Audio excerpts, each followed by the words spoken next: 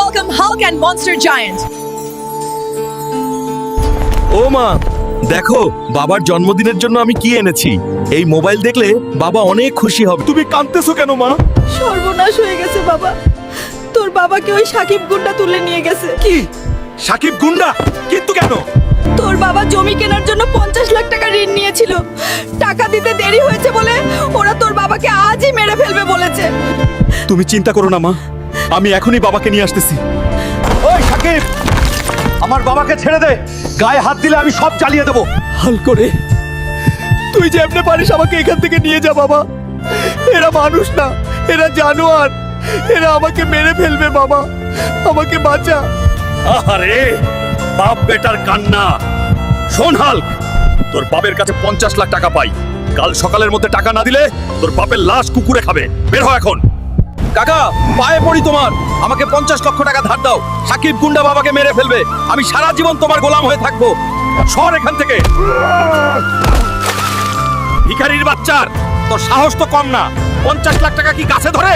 যা, তোর বাপের মরা মুখ দেখ গিয়া। যে রক্ত বেইমানি করলো, এখন আমি বাবাকে কেমনে বাঁচাবো? আল্লাহ, তুমি একটা পথ দেখ। আল্লাহ, তুমি চোখ তুলে তাকিয়েছো। এই প্রতিযোগিতায় জিততে পারলে আমি 50 লক্ষ টাকা পাবো এবং বাবাকে উদ্ধার করতে পারবো।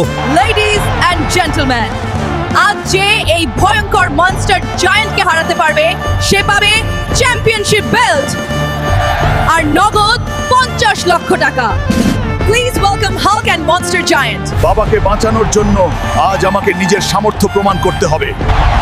বাচ্চা ছেলে, রেসলিং খেলতে এসেছিস? এর গায়ে তো পাথরের মতো শক্তি। আমার হাড় মনে হয় ভেঙে গেল। আমি যদি হেরে যাই বাবাকে উদ্ধার করতে পারবো না।